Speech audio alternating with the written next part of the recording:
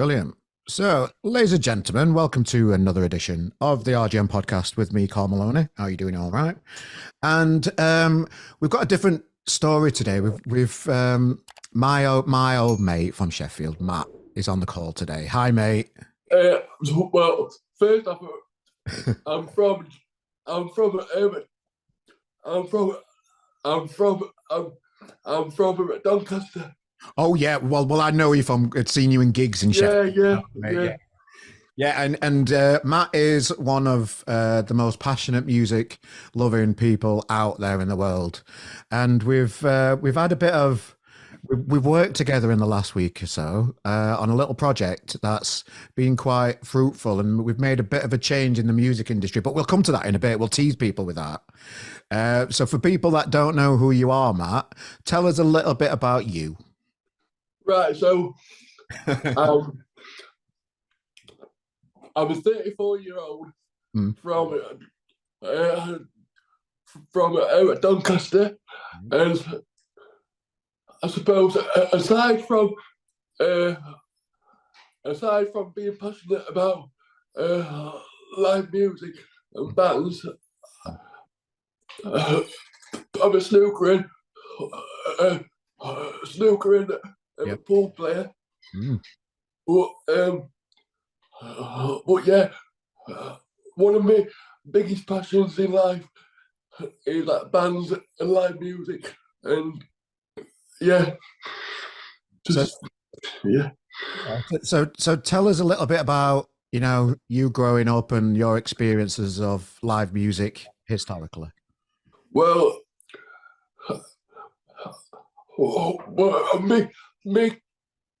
me cousin were in a band around the time of the explosion with Arctic Monkeys, Milburn, and all that.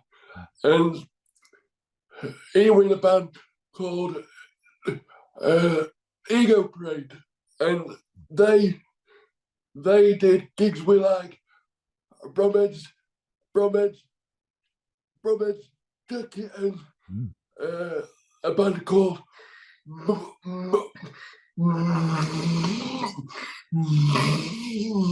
Bluer, and bands like that. And I remember him coming around and saying, I mean, this band were really, really good. And I was thinking, it's just taken that. But then I went to see him in this pub in Donny called about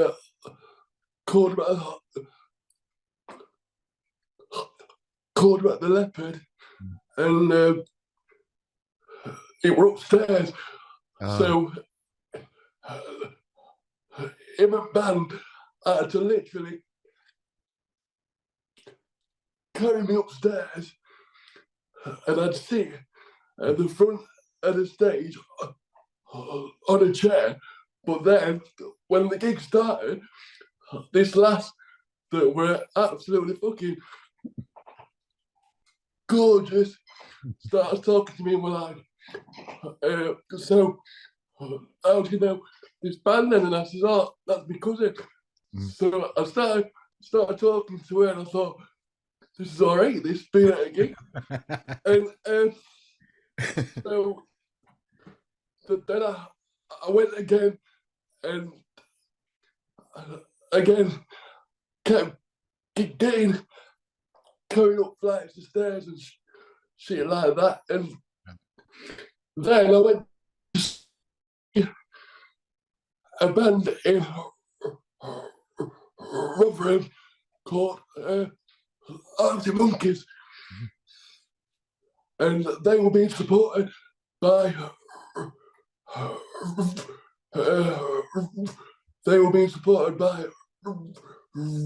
Reverend Makers.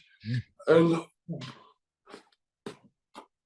when I arrived at the venue, the facilities that they'd said were available weren't available.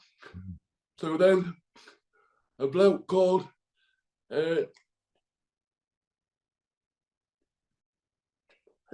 Jeff Berridale who it turned out with Arctic Monkeys manager at the time. He come and spoke to me. He was really apologetic, and well, I can't believe this. Yeah. The venue, like I said, everything was set up, and I said, look, it's not ideal, and it's not your fault, but like it needs sorting for the future. So I contacted him for a bit in regards to actors at Arctic Monkeys concerts, and like it was something that seemed to happen every single gig for ages, and I still haven't learned. I get this massive it's a source of massive anxiety building up to a festival or a gig, because you're thinking, oh, what happens if stuff's not in place? And I mean, I suppose more recently, obviously, I've got to know people like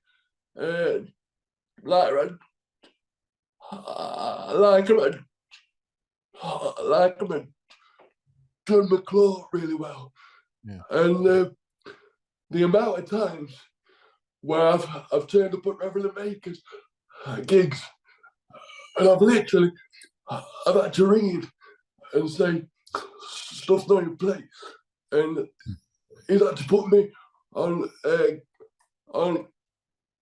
a guest list because the venue have lost like paperwork and stuff. And whilst I know it's not a problem for him, and he says it's fine, like it's no problem, at the end of the day, he's there to perform. He's not there to be running about sorting stuff out. And I mean, for people who aren't aware, his wife, Laura, who's also in band, she's the band's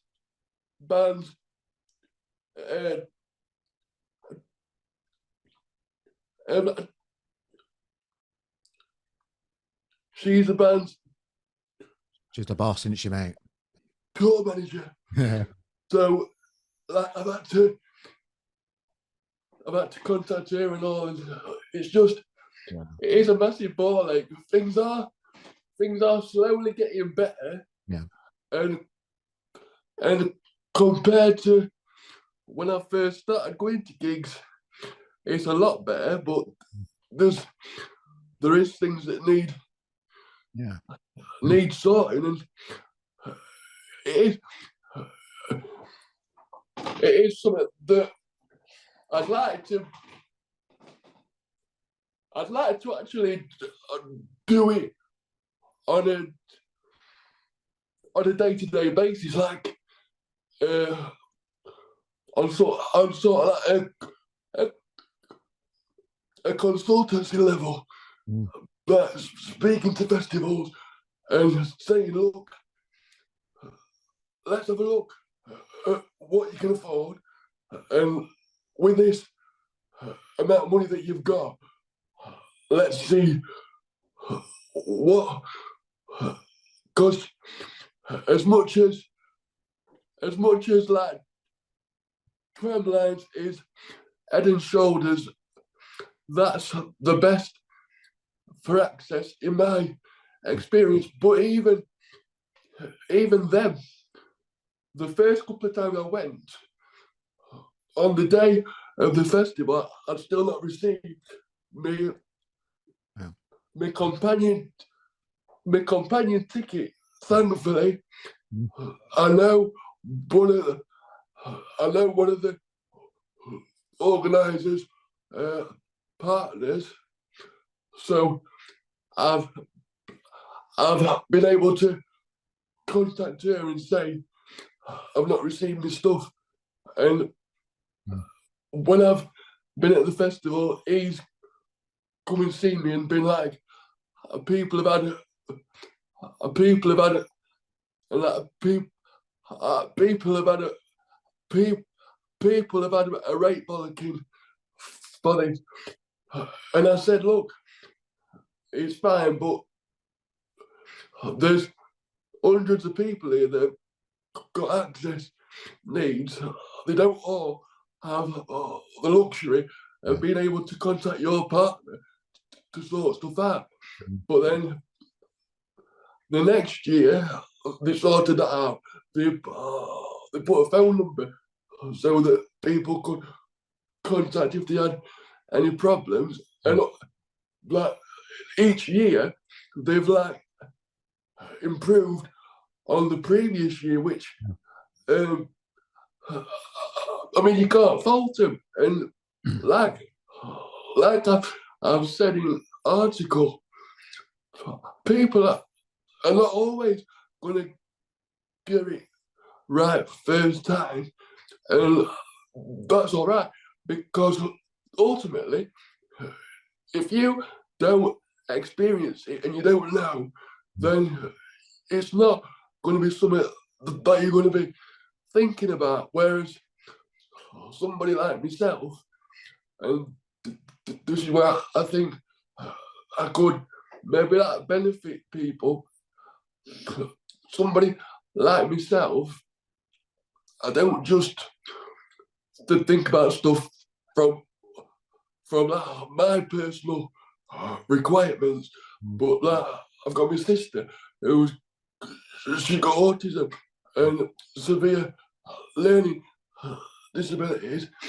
She loves attending festivals and that, but it's not safe for her to attend it on her own. So she needs somebody constantly with her. And on about tramlines, they're speaking about sorting out a sensory area at their festival for people with autism, so that they can just have like 5-10 minutes away from festival. And I think that's amazing, because even myself, I didn't think it was possible, but obviously with such a big area as Hillsborough Park, it is something that they can implement easily, which not every festival can do that, and I appreciate that. But even if people think that their access requirements are all right, there's going to be things they've not thought about, or things that could be improved. And I think people such as myself, if they were a way where we could like team up with organisers, because it's not just having a moan and fucking having a whinge and being like, you need to do with this, I want you to do with that. I mean, I saw on Twitter when I posted an article, there were people saying, "Oh, I'd never even want to attend a festival," and I said, I can't recommend it enough. And most of them are sorted, but there's a few that just need to learn about stuff. But it's not just me. There's hundreds and maybe thousands of people that are missing out because festivals and venues aren't thinking about these things. And at the end of the day, it's going to make them money. If they get more people in, I mean, if a disabled person turns up at a gig, has an amazing time, they're going to post it on Facebook or Instagram that they've had an amazing time. Then they might have mates who are disabled, and if they've been, then I want to go. Then, like I can't, from the point of view of somebody running events, surely the opportunity of having more people want to buy tickets. I mean, why would you not want to say to people, look, spend your money here and we can sort you out? Well, just going back a little bit, Matt, because I know you personally. I've shared a pint with you a few times over the tram lines with mate. And for people that aren't aware of your story, what kind of extra support do you have just on a daily basis? Right. So on a daily basis, right? So I've got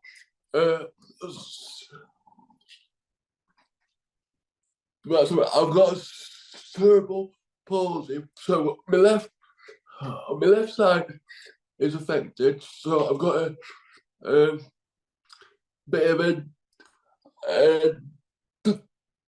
a dodgy left arm, but I can't walk, and I'm in a power chair, so I need assistance getting up out of bed and out going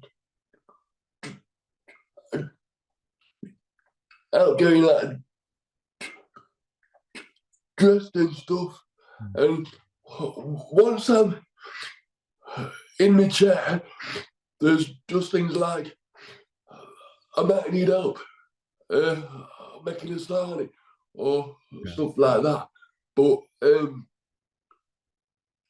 apart from that, I'm pretty independent. But when it comes to things like festivals, there's obviously things where I might need a bit more support. Yeah, no, I can imagine, and particularly venues. Most music venues have got stairs, haven't they? That I could think. Yeah. so that must be quite give you a bit of anxiety about how I want to go to this gig. I can see it over there. That's it. What am I going to do? Well, that's it. I mean, I'd rather go to a gig in a small fucking a sweatbox rather than Sheffield Arena. Yeah. And I mean, my local venue is the Leopard, like I said earlier, but I can't attend gigs because it's upstairs. So I don't.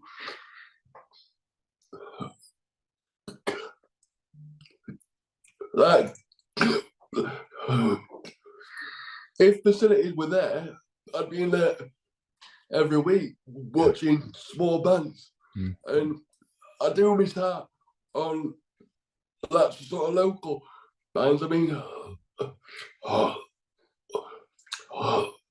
my nephew, he's in a band, and I've got an 8-year-old nephew he's just started learning instruments. So in the future, like, you want to go and see him, don't you? Yeah. And they're not necessarily going to get to the heights of playing O2 Academy in Chef. Maybe. Hopefully, but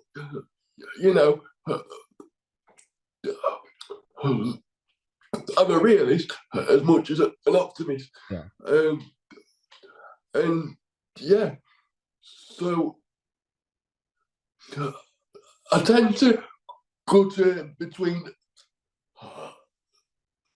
7 and 10 gigs a year, I'd say. But if smaller venues were better equipped, Yeah, I'd be there every week. no, I can see the passion that you've got for it and how much more you want to get out and support live music, and I've known this for a long time, mate, and that's why when I saw you'd put your social media post up, just speaking specifically about Askern Music Festival, because that's in your hometown, that's in Doncaster, that's somewhere that's somewhere that you want to go, innit? You know, because it's on your doorstep. You know, why not? And you did email them to ask about access and tickets for your supporter and that kind of stuff, and you didn't get the answer you wanted at the start, did you, mate? Well, I messaged them on Facebook, and they said that they didn't offer like PA tickets. So I said, that's a shame. Could you look at it for next year? And I explained that like there is people that would need a PA, and maybe that is something for them to consider for the future. But then I didn't hear anything back, and I'll be honest, I was thinking, well, why would you just ignore the messages? Now, looking at it from other side, I suppose they might not have somebody like clicking on the Facebook every single minute a day. But then, obviously, when you contacted me asking for me to write about my experiences,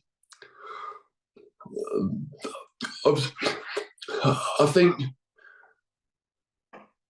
because I think the thing was once John from Reverend Makers had shared it, there were a lot of people who follow him that have had similar experiences. So I think, I don't know, I suppose maybe they kind of realised it ain't just one person. There is other people that have a problem, and so then after you published the article, you copied me in an email with the organisers asking, and I was a bit sceptical at first. I thought, well, just because you've had a bit of bad press, are you actually going to follow through with what you're saying? Well, just going back a little bit, Matt. So when you sent the message on Facebook, they replied to say that they don't offer carer tickets, didn't they? That's the kind of reply that we got.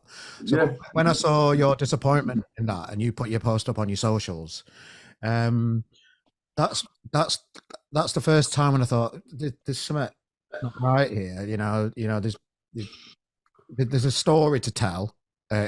Crudest way of describing it, really. I just know, and just from reading your socials, really, you're not having a go at these people. You understand why it's it's difficult for particularly new festivals to cover everybody and keep everybody happy. You understand that, and you did it in a conversational way, in the right way to make people listen to you and not think you're just having a go. That's the thing.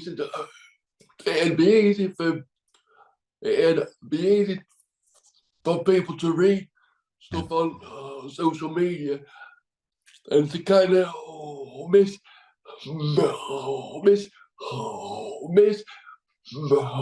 misinterpret what I was trying to say. Like, people might think, oh, I'm just trying to sponge a freebie. I'm not. Yeah. And I'm not expecting, like, I'm not expecting people to work bloody miracles, spend thousands of pounds of money that they don't have. Because especially somebody like Askern, I mean, it's a local festival, and that's part of the reason why it's important that they sort access out, because not everybody can afford £400, or, well, I suppose it's not quite £400, but a ticket for tram lines, and they don't all want to go travelling to Sheffield. Like, smaller festivals that are local, wherever they are, they're important for people to access live music, but also for bands. I mean, there's bands who start off at these smaller festivals, and like, if there's nobody watching them, or like, then they're just gonna think, well, what's the point? Whereas if the more people that attend these smaller festivals, they then think, I fancy going to another festival next year, another one, and another one. The local festival organisers, obviously, they make more money. The more people that attend. There's also there's vendors who provide food, merchandise, and all that. There's that side of things. So it's a win-win for people, really. And like I said, perhaps Askern, I mean, from the first emails with him, they were pretty much like, well, we've got a disabled parking facility and a disabled loo. But yes, that means it's physically accessible, but it's not accessibility. It's a separate thing. Like, being physically accessible and having accessibility, it's another thing which I mean, perhaps we might have to do another podcast talking about that, because that does cover a wide spectrum. And there is an organisation called Attitude is Everything, and they work with festivals and venues on that. And I would encourage venues, festivals to sign up to them and let them help you in any way they can, because I think they help to point out stuff, and it's like it's a win-win, I think. And I don't know why festivals and venues aren't kind of, surely if you're putting on an event, you want the most people at your event because you want to maximize the opportunity for selling tickets and stuff like that. So if there's an opportunity for you to reach more people, surely you'd want to explore that and be like, right, there's this whole lot of fans that potentially they can't get in our festival or our gig, and just do it, just like sort it out, and then everybody can have a good time. Well, what I found really nice about it is that when the post went out, we got I emailed the festival just to get their reply to it as well, just to ask them. They did reply even before John messaged and tweeted it out to the world. They did reply saying, "Yeah, we're going to look into it. Yeah, we see your point. We're always open for feedback." Sometimes you get those emails from people, and it's just an email back, just being politically correct or whatever, or just saying what you hear. But the reaction to your story that went out, and thanks to John and Laura and I know Chris shared it as well. All them close. Thanks, guys. It created a bit of noise out there in the world, and it made them listen to you, didn't it? Yeah, nice, and nice one. Yeah, it did, and I mean, fair play to him for getting in contact with me and asking, how can you help us? And I mean, hopefully, I'm hoping that it's a more long-term thing, and maybe, like I mentioned about Tramlines building on their accessibility, perhaps maybe, hopefully, Askern can think, well, we've implemented this year, which that's something that I wanted to mention. That they have actually said that for this year they're gonna for people that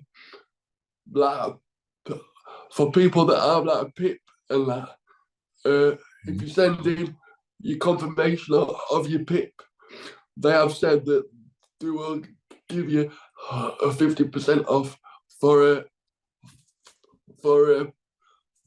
a companion. Yeah. For a companion about a ticket. So is this Askern, Matt, we're talking about? Yeah. Nice. Yeah. So congratulations, well done. But hopefully they think about, well, we've implemented this year, and then depending on whether it's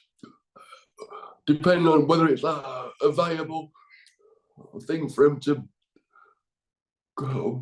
become more accessible, maybe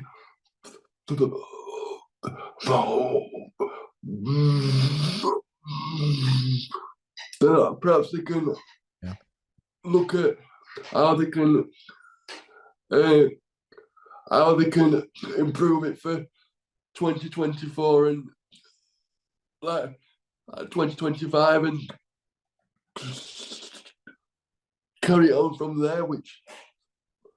What I found nice, Matt, because I kind of didn't realize it had made that much of an impact till when I saw you sharing the announcement from Askern earlier today. So I think it's appropriate to call out Askern and say nice one for actually listening and doing something about it quickly and efficiently, and and reacting to the story that came out, because you know, I kind of left you in a conversation on email, didn't you?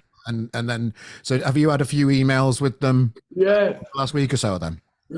Well, to be fair, so I suggested, I said, I know he's probably a bit late in the day to sort things out for this year. And then I was surprised when the fella emailed me back and said, no, we can put it in place for this year. And I mean, I didn't expect that at all. Yeah. So, yeah, like you say, fair play to Askern, and yeah, but it's a positive thing, and I think that's one of the things. Like,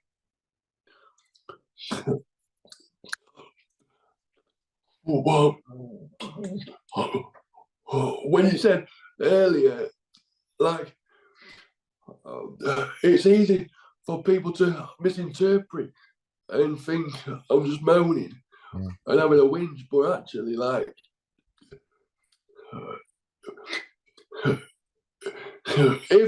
if people just accept things as they are, and I get this in like, just like, I've had so many rows with like councils and frigging MPs when I've spoke to them about stuff that needs improving. Like, there's a lot of people that I know that they ask something, then they get a response like, well, I'm sorry, but we can't help you. Then they accept it and say, oh, well, it's a shame, but it is what it is. But I'm the sort of person, and I always have been, that, like, I don't just accept that. Like, you need to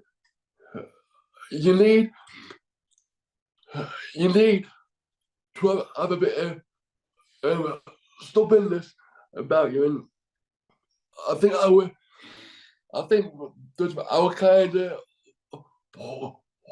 born weird, because I was only supposed to live half an hour, and I'm 34 now. My mum says it's longest half an hour of a life, but I think I was born with that stubbornness. That, no, I'm not accepting that I can't do that, or that you won't let me do that.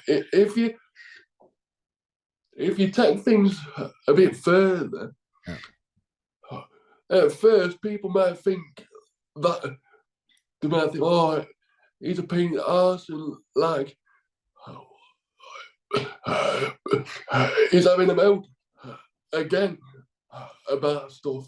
But eventually people realise it's not a moan, and it's actually benefiting them. It's benefiting them as well as, well, I mean, one of my mates, when I first put the thing about Askern on, one of my mates said, I'll pay for your PA, for your PA. I said, but it's not about me. It's not about my PA. I said, are you going to pay for everybody who needs a PA? I said, you can't. And that's what it's about. It's not about my needs. my access needs are mine. But like I said, especially with my sister, and I've got people like I've got mates that have got all kinds of disabilities, and it's like, well, if I want to go to a festival with my sister, then what am I going to do? Because as much as she's my sister, I don't want to be spending the full festival thinking I need to be constantly looking after my sister. I want to be able to enjoy it, and also she don't want me bloody aside of her all the time. And it's you're always at the bar anyway, mate. That's it. But like,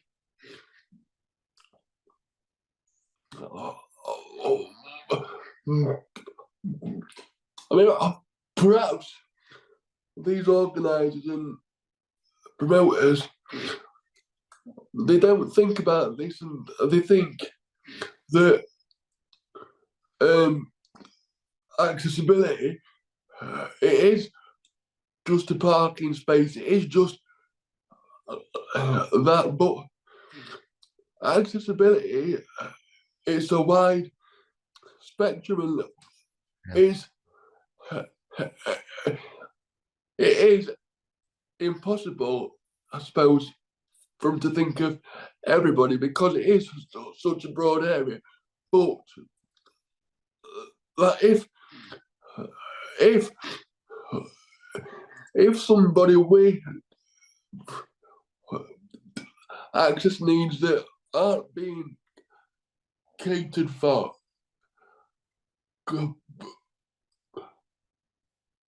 send a message on Facebook or Twitter or wherever to the people that are organising it, and if they're aware that then and they know what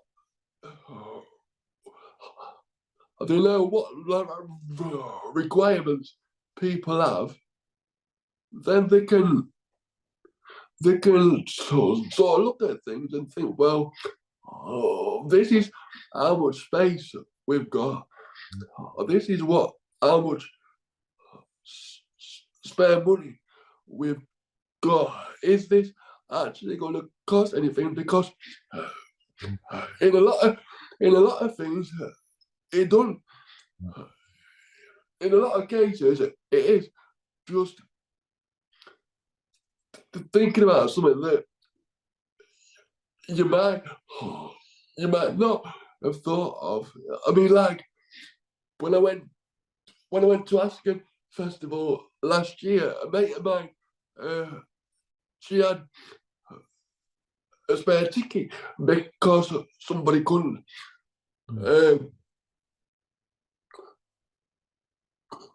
go with her, so she asked me if I wanted to go. So we parked, and the parking, it were on these ladders, it were on these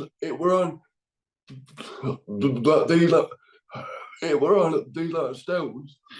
So it took about 4 people to pull me through these stones.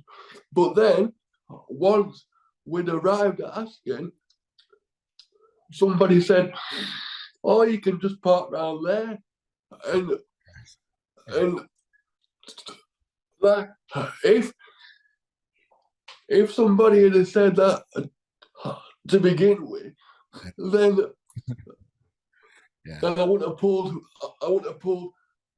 that people that I wouldn't have pulled that people that backside, which I don't want to be injuring people. No, you don't, mate. So, like, again, I think it's just appropriate to say, Matt, well done, congratulations. People, and it's nice to know people do listen, innit? So thank you to Askern Festival for listening and implementing it for this year. Yeah, thank you, Carl, for asking me to.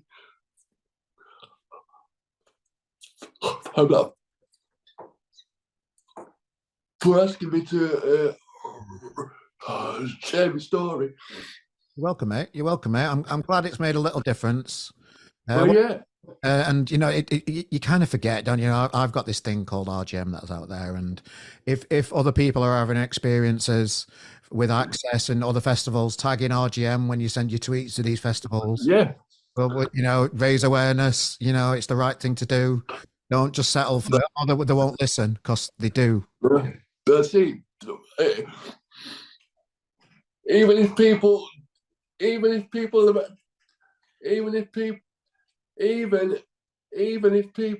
say no, so like don't accept it and think fuck that. I want to sort things out, but but if people do if people do that, stand up for what they believe is right, then it's a positive thing that don't just affect. And that's another thing that I've learned since Askern put out that they've implemented this for this year. There's so many people are saying how that it's something that they've had bad experiences with, and they've not. They have just thought, well, it's a shame, and because from my point of view, that like to know that it's helping other people. To me, that's what's important, and that was the idea behind it, really. Well, mate, nice one. Yeah, that's it, Colin. Between us, we've sorted it out, Carl, and everyone who shared it, they've all played a part, and I think it's a victory for it's a victory for live music. It's a victory for Askern Festival. It's a victory for RGM. It's a victory for us all. Mate, I've really enjoyed catching up with you, mate. I'm going to see you at Tramlines this year. I'll put a pint in front of you. Yeah. Thanks for sharing your story today, mate. Thank you, mate. Thanks for having me. Yeah, anytime.